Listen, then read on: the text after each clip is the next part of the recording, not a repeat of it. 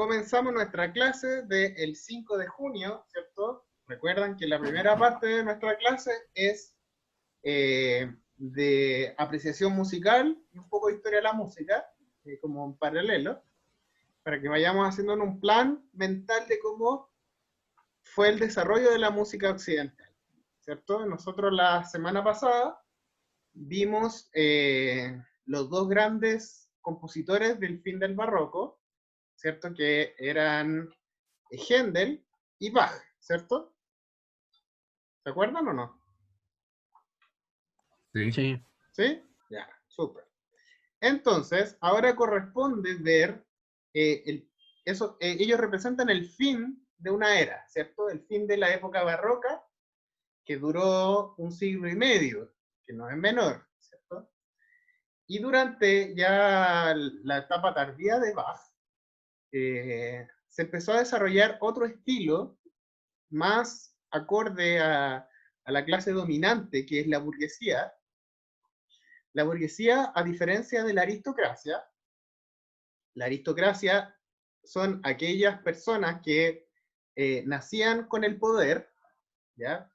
Porque la visión teocéntrica decía que ellos tenían como sangre distinta, sangre azul, ¿cierto?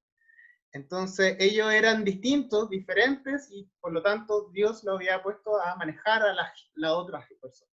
Esa era la forma en la cual ellos construían su base de poder. Ahora, si es verdad o mentira, eso no lo sabemos y no lo vamos a saber nunca. Entonces, estas personas estaban en una situación de privilegios desde el principio, desde su nacimiento. Y por lo tanto tenían una educación y una cultura mucho mayor, ¿ya? Y por lo tanto, el goce estético que ellos requerían era mucho más intelectual. Y a eso responde un poco la música de Händel y de Bach, que son contrapuntos bastante complicados, ¿cierto? Una música de alta densidad, ¿ya? En cambio, la burguesía, que es la clase que ha ido entrando desde el Renacimiento y ha ido tomando mucho más poder, ¿cierto?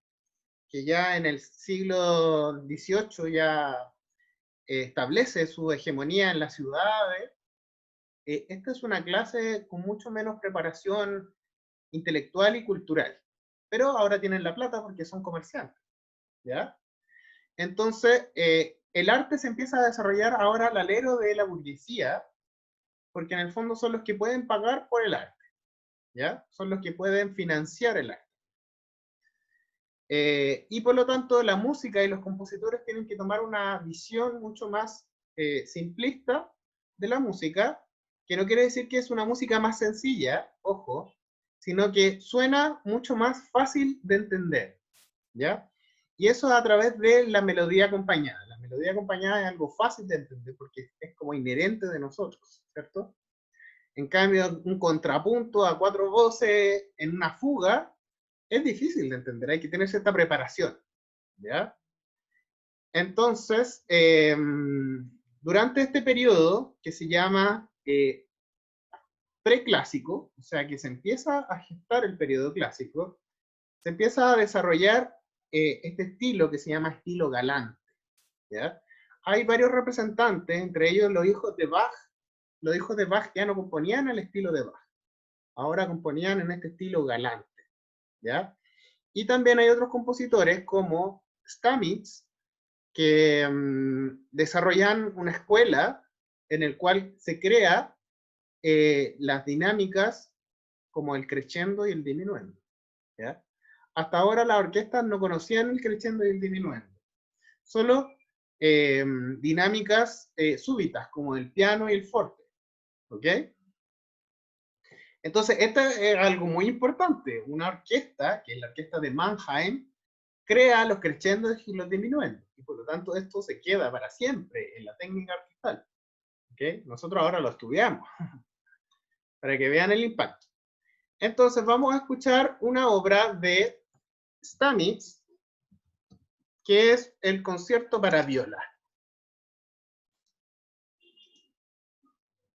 Creo que no hay ninguna viola acá, pero Vamos a escuchar a la Tabea Ciberna. Por fin el yogur del 1 más 1 viene solo. Nous allons passer à une... Desde el concierto en re mayor de Stans.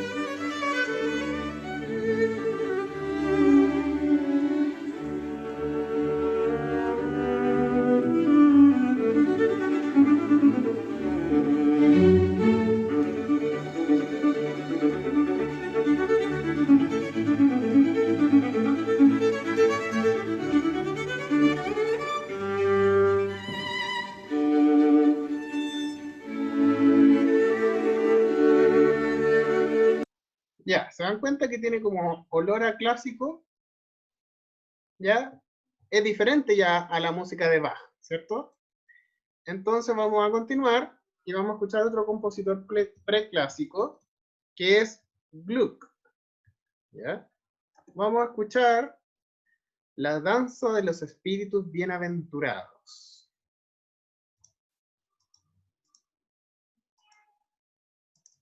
Esto de la ópera Orfeo y Eurídice.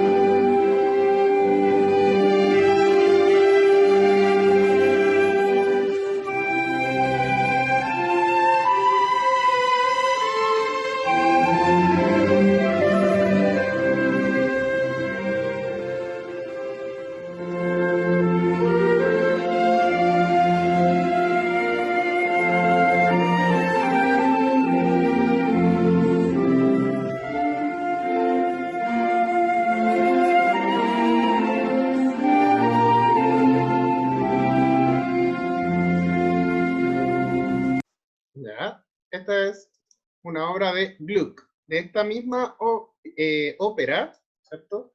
Vamos a escuchar un aria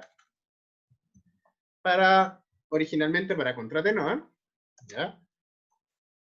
Que la canta Orfeo, cuando pierde a Euridice.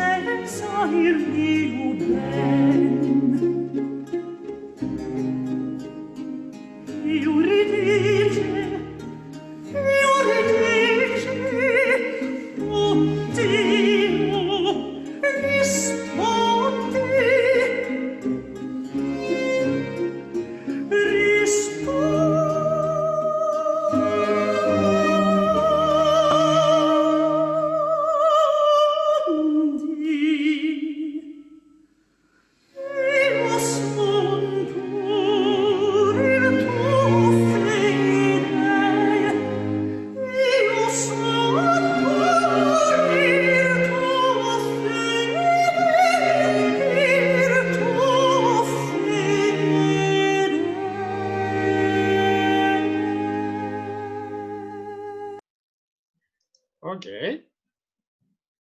Eso fue el periodo preclásico, ¿ya? A continuación pasamos ya derechamente al clasicismo, que es un estilo que, como dice su nombre, clásico, es porque genera la norma para la música, ¿ya? Toda la música actualmente se rige por las normas desarrolladas en este periodo, ¿ya? En este periodo se desarrolla la armonía, la forma musical, ¿cierto?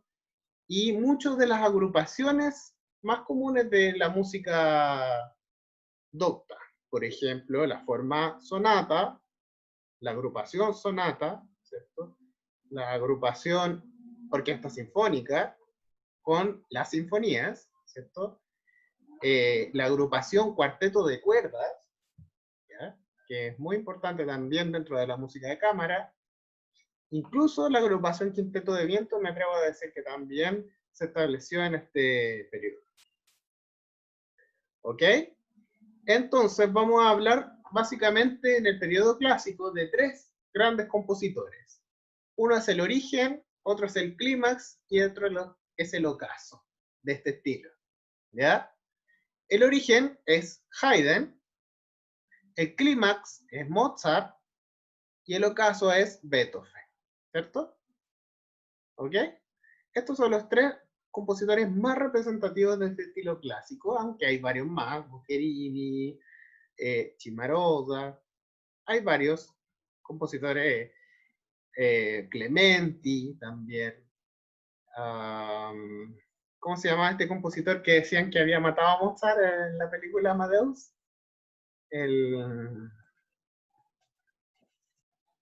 ¿Cómo se llama? Salieri. Salieri también, que nunca lo mató, realmente, eso es mentira. Parte de la ficción de la película. Salieri también era un compositor clásico, ¿ya? Hay varios más por ahí, pero estos tres son los grandes. Y vamos a partir entonces con el origen, ¿cierto? Que es Haydn, ¿ya? Haydn era un compositor austriaco que desarrolla su carrera básicamente con un patrón, un mecenas, que era de origen húngaro, ¿ya? Y él tenía que estar encerrado en el fondo en las tierras de este patrón, componiendo, porque le pagaban por componer, y por montar esas obras para su patrón. Y tenía una orquesta a disposición. Entonces, en este encierro él desarrolla su estilo, más o menos como particular, y podemos decir que Haydn es el padre de muchas cosas. Entre ellos, el padre del cuarteto de cuerdas, que es una agrupación de música de cámara que está formado por 2 violines, una viola y un cello. A 4 voces, en similitud, ¿cierto?, a las voces humanas, ¿ya? O sea, el violín primero estaría haciendo la voz de la soprano, el violín segundo estaría haciendo la contralto, la viola estaría haciendo la voz del tenor y el cello la voz del bajo. Otra característica importante de esta agrupación es que son los 4 igual de importantes. No hay alguien que esté haciendo lo importante y el otro acompañando. O al menos esa es la idea inicial, que después, con el tiempo, se va a establecer realmente. Porque en la textura de la melodía acompañada siempre tiene que haber un canto. Y generalmente ese canto va a ser el violín primero. Pero esta idea de que los 4 tienen que ser solistas se va reforzando a lo largo del tiempo. Les muestro acá el cuarteto de las quintas.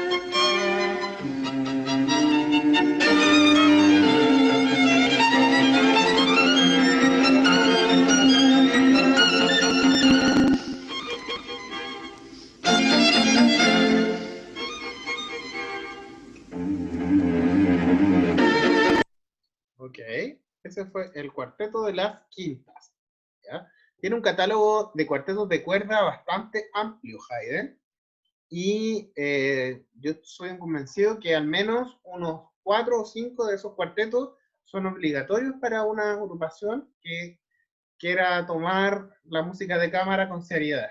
Es súper formativo de la música de Haydn.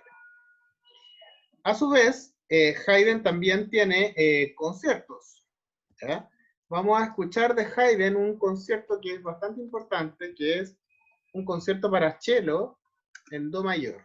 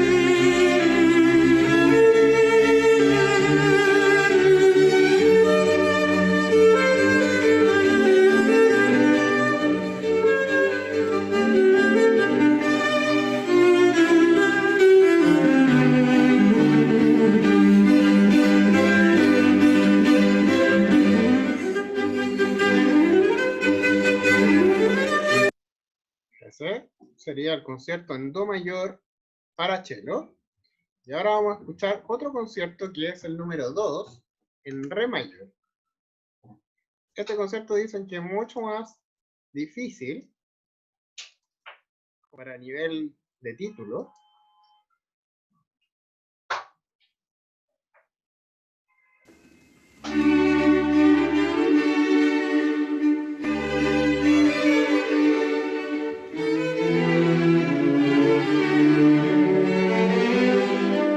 Voy a lanzar la producción.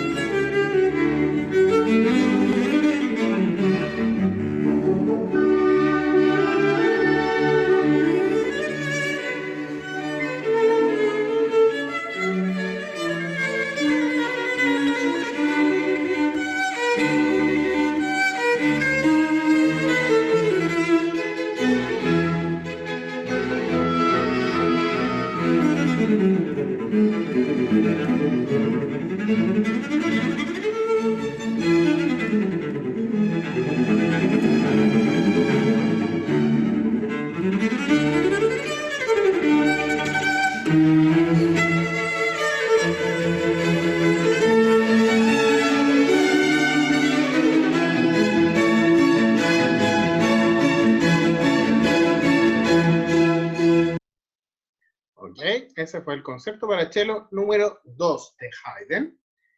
Y para continuar vamos a pasar a el repertorio que tiene sinfónico. Haydn tiene más de 100 sinfonías, para que ustedes sepan. En realidad tiene más de 120, creo. Entonces, mostrarle todas las sinfonías sería imposible. Ver la diferencia entre el inicio de este periodo clásico, ¿cierto? En que Haydn tiene más de 100 sinfonías, después Mozart tiene más de 40 sinfonías, y después Beethoven tiene solo 9 sinfonías. Este rasgo es muy característico de la música en adelante, ¿ya? Los compositores cada vez van a empezar a componer menos y a meditar mucho más sus obras, que en el caso de Haydn, que tenía que componer prácticamente todos los días porque le pagaban por componer, ¿ya? Vamos a escuchar de Haydn, la Sinfonía de los Adioses. Esta es una sinfonía que él hizo cuando estaban en la tierra de su patrón, ¿cierto? Ellos estaban enclaustrados, ¿cierto? En la casa de campo del patrón. Y Haydn y todos los músicos tenían que estar ahí todo el verano. Pero resulta que este patrón le dieron ganas de quedarse más tiempo y pasaban los meses y no volvían. Los músicos querían ver a su familia y estaban cansados de estar en esa casa de campo encerrados. Entonces, como en ese tiempo Haydn no podía decir, patrón, tenemos que devolvernos, los músicos están cansados, tampoco habían leyes que ayudaran a los músicos en esa época. La idea de Haydn fue hacer una sinfonía y mostrarle muy indirectamente que querían irse. Y esta es la Sinfonía de los Adioses.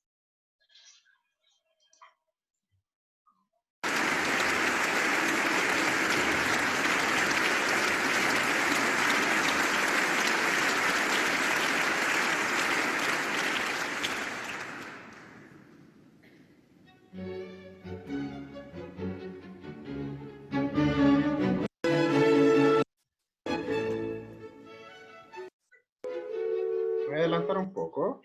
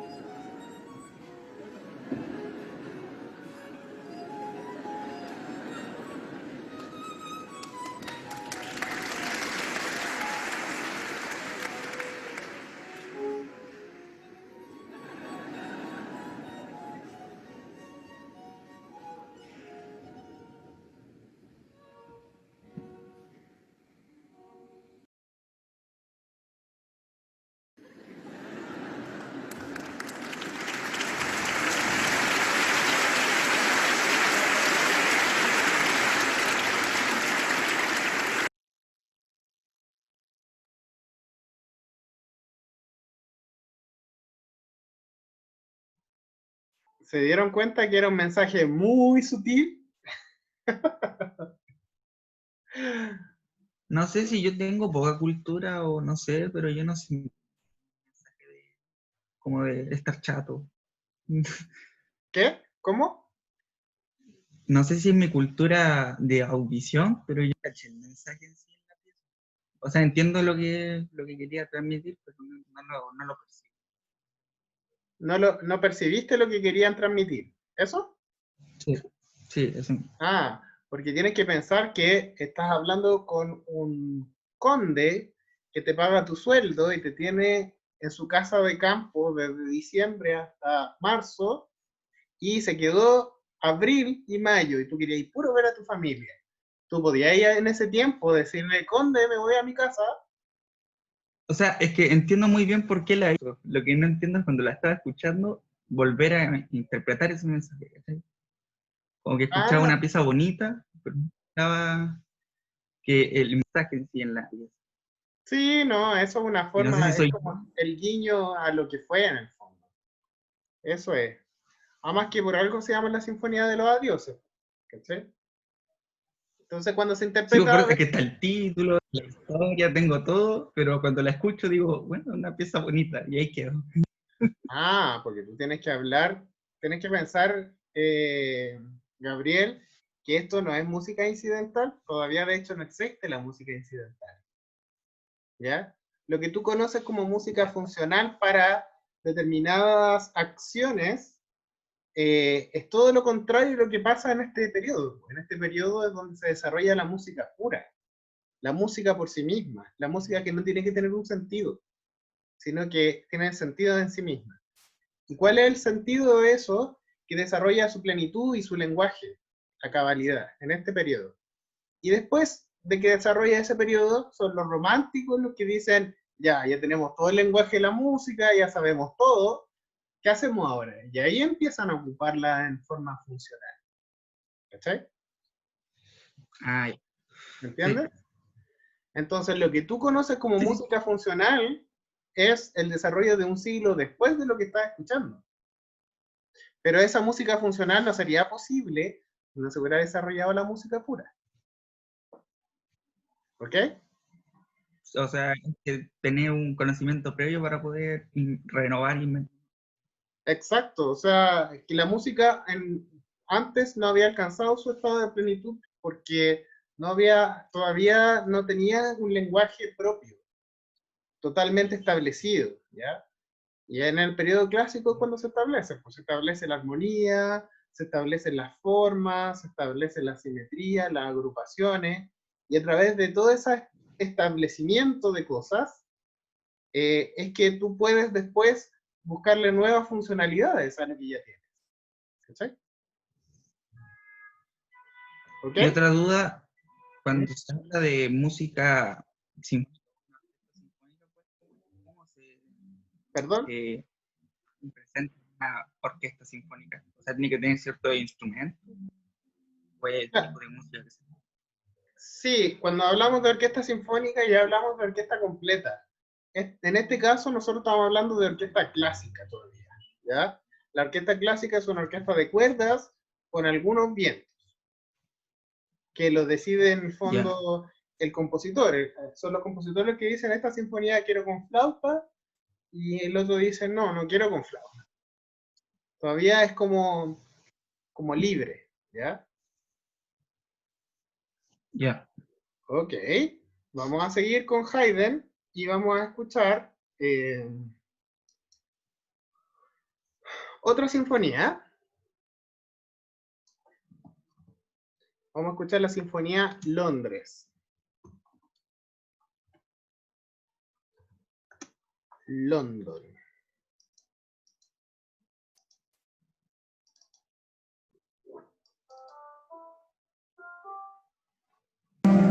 Cambiemos de destino.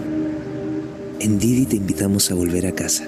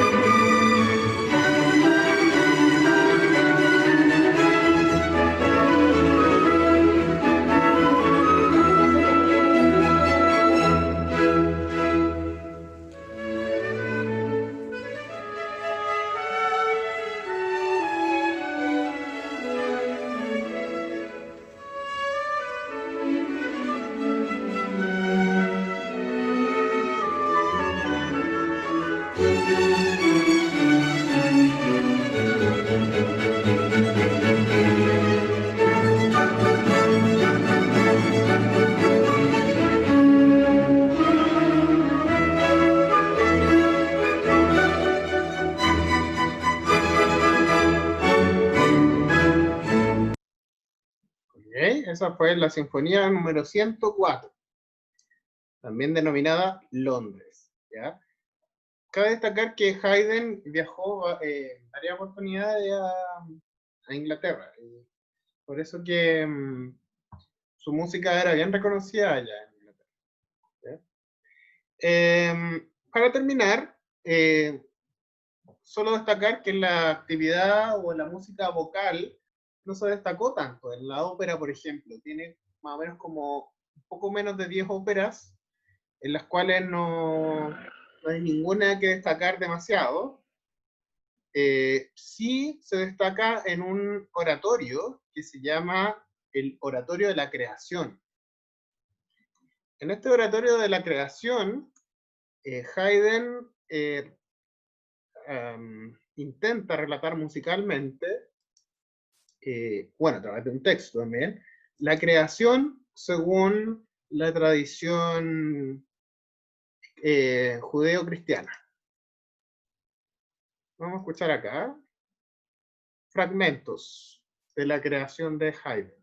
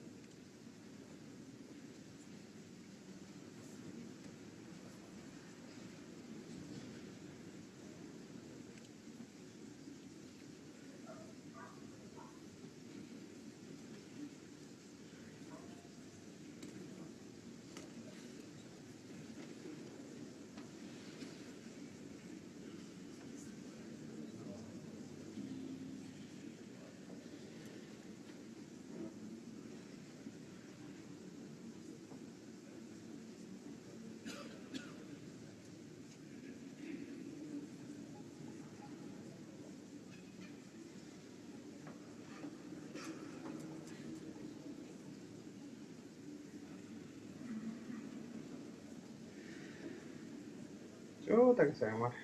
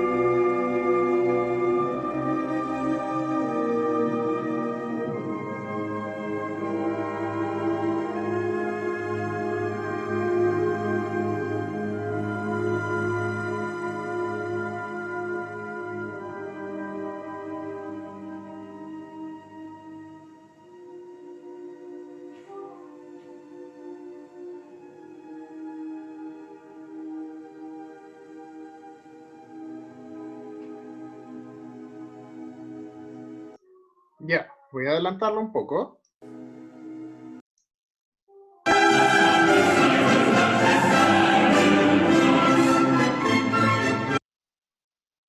En Didi te invitamos a volver.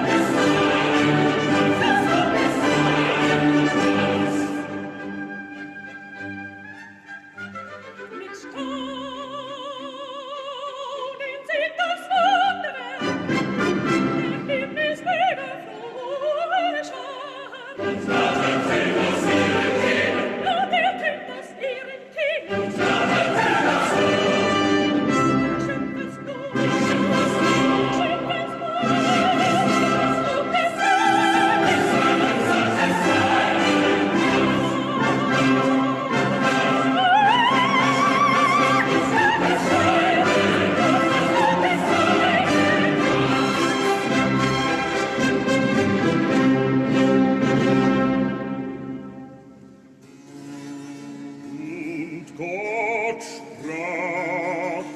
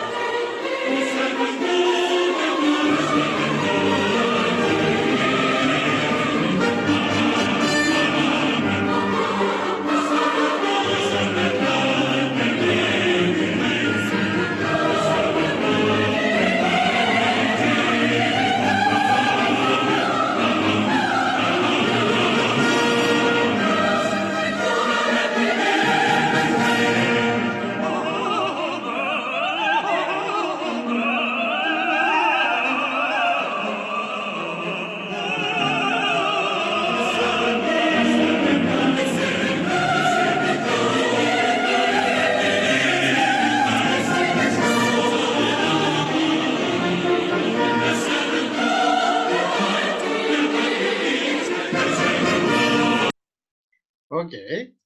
Tengo una pregunta. ¿Sienten alguna diferencia entre Händel y Haydn en esta obra? ¿O alguna similitud?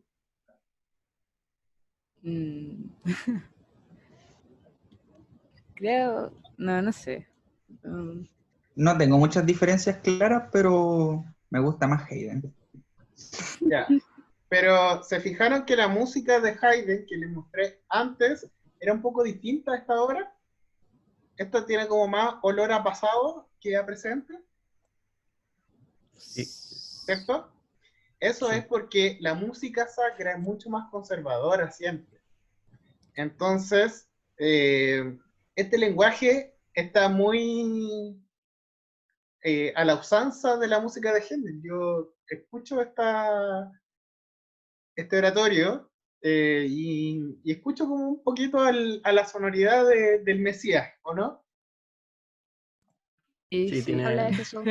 Tiene olor a Mesías, ¿cierto? Sí, sí. Entonces, y eso es básicamente por esa característica, que en el fondo la música sacra siempre es mucho más conservadora y por lo tanto los compositores también sabían esa característica y al hacer música sacra también van a ocupar siempre más contrapuntos, ¿cierto? Que en la música sinfónica de cámara ya no se ocupan tanto, pero en la música sacra sí. Hay ciertos elementos que se van a conservar en la música sacra.